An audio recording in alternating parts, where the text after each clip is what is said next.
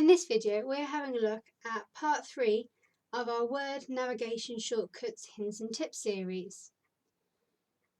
In this video, we are having a look at 4 keyboard shortcuts that you can do, and then 4 key shortcuts that you can do, all of those within your Word documents. So first of all, the keyboard shortcuts.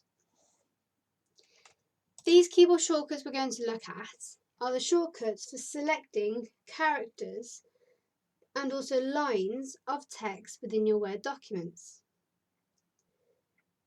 So the first keyboard shortcut we're going to look at, or the first 2 keyboard shortcuts we're going to look at, are selecting characters within your Word document. I'm putting my cursor at the beginning of this line, and then holding down the Shift key, I'm going to use the right arrow to select one character to the right of where my cursor is. Holding down the Shift key and pressing the right arrow, you can now see on my screen it is individually selecting a character at a time. So the Shift key and the right arrow selects one character to the right of where the cursor is. If I now put my cursor at the end of that line, I'm now going to do the reverse of that. So holding on the Shift key, then pressing the left arrow on my keyboard, it will select one character to the left of where the cursor is. And as you can see, as I press so, it is going and selecting individually each character as it goes along. So those are shortcuts for selecting individual characters. These next 2 shortcuts are now for selecting lines within a Word document.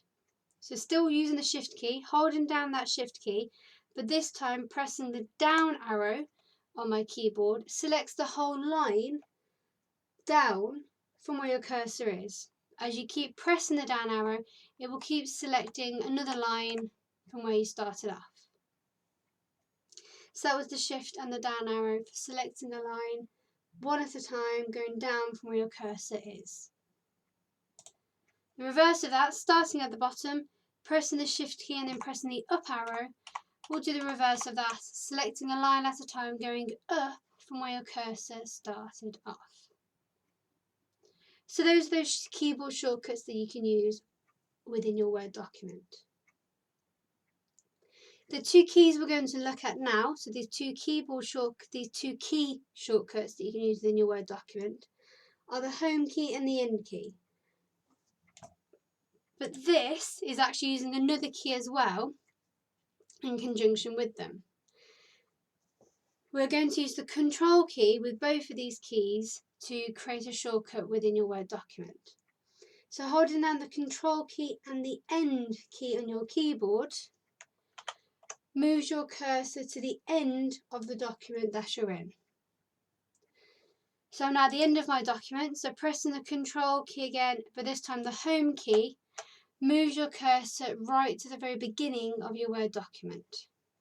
And these work from any part within your Word document, so just selecting a part of text within your Word document, Control and Home jump straight to the top. Same again, anywhere in your Word document, Control and End go straight to the bottom.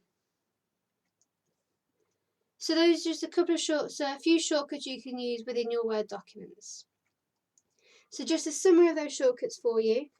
The Shift key with the left arrow on your keyboard selects one character to the left of where your cursor is. Shift and the right arrow selects one character to the right of where your cursor is. Shift and the up arrow selects one line at a time up from where your cursor is. Shift and the down arrow selects one line at a time going down from where your cursor is. And then using the End and the Home key, but in conjunction with the Control key on your keyboard. So Control and the End key moves your cursor to the end of a document, and the Control key and the Home key together moves your cursor to the beginning of the Word document. We hope you enjoyed learning about these few shortcut keys and keys you can use within your Word documents, and find a time to use them at some point in the future.